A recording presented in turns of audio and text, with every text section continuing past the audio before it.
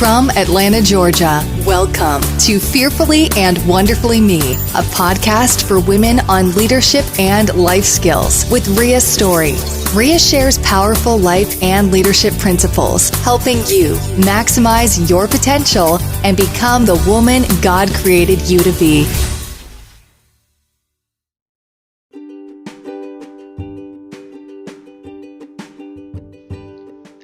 Hello, everyone. Welcome to Fearfully and Wonderfully Me, a podcast designed to empower women to become the leaders they are destined to be. Today's episode is inspired by a thought that I had. I was reading recently a book called The World's Most Powerful Leadership Principle by James Hunter. And it's really a book on servant leadership. But one of the points he makes out in the book is how the qualities of love and leadership are so parallel to one another. They really go hand in hand. And he's got a section there when he talks about when he attended a wedding, and the pastor who was preaching the ceremony read 1 Corinthians 13, or you may have heard it called the love passage. And if you're not familiar with it, I'll share what he shares in the book, or the version he shares in the book. Maybe a little different depending on which version of the Bible you have. But 1 Corinthians 13, the love passage says, "Love is patient, love is kind, it's not puffed up or arrogant, it doesn't act unbecomingly, it doesn't seek its own, selfless. It's selfless. It does not take into account a wrong suffered. It does not rejoice in unrighteousness, but rejoices in the truth. It bears all things, endures all things, and it never fails." And he goes on to break down those attributes and talk about how those are the very same attributes that we want in our leaders. And he goes on to say, this leadership stuff is a lot of work. This love stuff is a lot of work.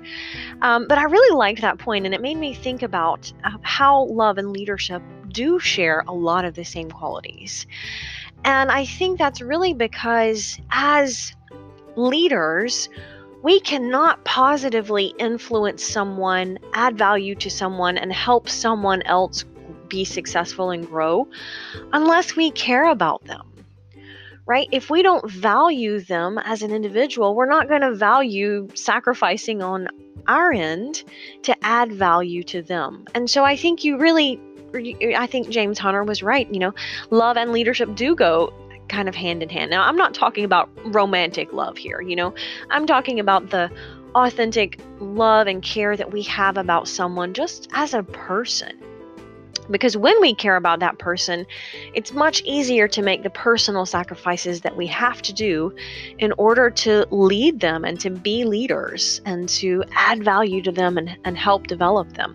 Because we've got to value helping them be successful more than we value just being successful in our own right. You've probably heard me share the example before that leadership is much like mountain climbing. As leaders, we learn to climb the mountain ourselves, and when we get to the top of the mountain, that's success in our own right, because we have to learn to be successful before we can help somebody else be successful. Because you want to learn mountain climbing from a tour guide, right? Not a travel agent.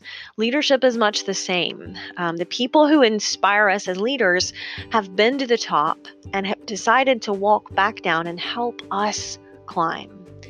And so as we become more influential and more, as we become greater leaders or high impact leaders, Mac and I like to say, our challenge is not stopping at the top of the mountain when we get successful or comfortable. Our challenge is going back down the mountain and helping someone else climb. And until we value them as a person, as an individual, we're not going to be willing to do that, because it takes sacrifice. It takes a sacrifice of time. It takes a sacrifice of energy. Sometimes it's a sacrifice of money. If you're developing someone else, whether it's an organization or developing our children, right? We sacrifice for our children because we care about them. We sacrifice for those who we lead because we care about them. So I have a slightly different, I have a New King James Version of the Bible. And so the 1 Corinthians 13 version that I have, and I'll just share it with you and then break it down. 1 Corinthians 13:4, love suffers long and is kind. Love does not envy. Love does not parade itself. It is not puffed up. It does not behave rudely. It does not seek its own. It's not provoked. It thinks no evil, does not rejoice in iniquity, but rejoices in the truth. Love bears all things, believes all things, hopes all things, and endures all things. And, we could break each one of those statements down and substitute leadership. And when you read it like that, it's pretty profound to see the parallel that love and leadership has. And, if we say love suffers long and is kind, leadership has got to be kind, right? If we want to influence people in a positive way, and when I say leadership, I am assuming we mean in a positive way. Surely there are effective leaders who negatively influence people, but I'm assuming we mean positive leadership characteristics. But positive leadership is kind, because being kind to someone builds the relationship, and that increases our influence with them. Love doesn't envy. Leadership doesn't envy. One of sometimes the most difficult things to embrace as a leader is being humble enough and celebrating the success of those that we influence. We can't be envious of the success of someone we're trying to lead and influence. We can't develop someone and then be jealous of any success, right? We've got to be their biggest cheerleader when we are trying to influence someone and develop them and lead them, whether it's our kids or our coworkers or people who are on our team in the organization. We've got to be the biggest cheerleader. And that goes into the next phrase, love doesn't parade itself. Leadership doesn't parade itself. Maybe you've heard the analogy that a boss drives people in front of them, but leaders don't mind helping other people shine in the spotlight when they're successful. Leaders don't mind pulling their share of the work either.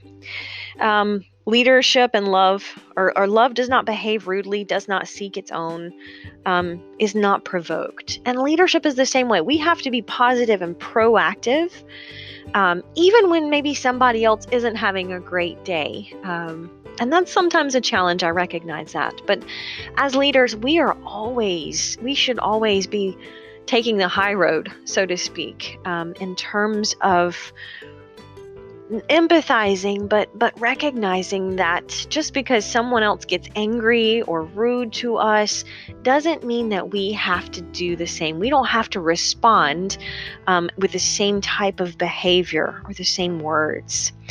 And then chapter 13, verse 7, love bears all things, believes all things, hopes all things, and endures all things. Leadership is much the same way, right? Leadership is about believing in people and their potential, seeing everyone for what they can do and their potential for that. We've got to believe in them, because the people that we are trying to influence, sometimes they don't believe in themselves and their potential as much as we do. And they need us to believe in them and to inspire them with hope and give them that vision. Hopes all things, endures all things.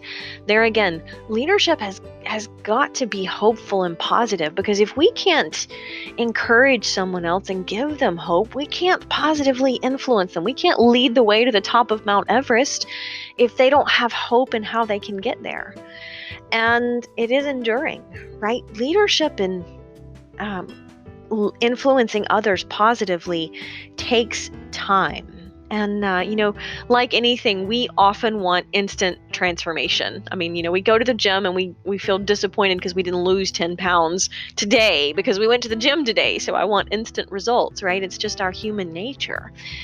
But when it comes to leadership, it really is a journey, because the leadership is always about the relationships and building building trust, and that takes time, right? That's not going to be a quick fix or an instant thing. So we really have to think about enduring. Leadership is enduring, because it does take time, and there will be bumpy points along the road, and yet we've got to be willing to endure them, because when we pick up the burden of leadership in any dimension of life, whoever we're trying to influence and lead positively, we're saying we're in it for the long haul. Because here's the thing, it's easy to aspire to lead someone, and it sounds great, and it inspires us when we think about it, leadership characteristics. Oh, they sound great. I want to be that person. But it's when the rubber meets the road and things get tough that we find out really what quality of leader are we, right? If we only want to lead people when things are going well, that doesn't make us a very influential or successful or effective leader. We've got to be able to lead and positively influence people when things aren't going well, right? Because that's when they need us more. That's when the need for leadership is even more critical. And so when you think about, there again, whether it's your children going through a rough time as a teenager, that's when they need you the most. That's when they need you to care about them and show them that you love them and are there for them. That's when they need you to reach out and help them the most. And it's the same way if we're leading an organization, if we're managing, if we're in a formal management position and we have people that report to us, and maybe they're going through a tough time, maybe the company's going through a tough time, but that's when our people need us the most. And so as leaders, it's when things get tough and rocky and bumpy that we really have to step up, and that's the critical joint. That where we find out what type of leader are we? What type of person are we? Right? It's easy to smile when everything's going right and it's sunshine and life is a picnic, but can we still smile and be positive when there's a hurricane going on and we've got to reach back and help people? So I love to think about that parallel. I really am enjoying this book by James Hunter. I'm not really done with it. He's also got much of the same. It's not exactly word for word the book, but I listened to about a 4-hour audio called the Servant Leadership Training Course. Very, very similar to the book. So if you're a audio person and not into actually reading the book, get the audio. Still some great stories and some good points, but I really wanted to share that parallel because it made me think about that. And I've said this before. Absolutely nothing wrong with men being leaders or women being leaders. We all have different strengths, but in my opinion, I think that more women have more of a natural inclination toward nurturing people. And so I think that that's a strength when it comes to leadership. And of course, any of us could have that strength in nurturing and developing people, but I think more women tend to have more of a nurturing personality than men do. Nothing right or wrong. It simply is generically that more women tend to be more nurturing. But that's really a strength when it comes to leading people, because as we pointed out in this podcast episode, leadership and love do go hand in hand. So, don't be afraid to show that you care for someone, because that's a big part of leadership. We can't lead someone if we don't really care about them and love them. Until next time. Start increasing your influence and maximizing your potential with Ria's audiobooks. Available at audible.com, amazon.com, and iBooks. Please visit riastory.com to learn about Ria's books, resources, speaking, and training programs. Thanks for listening.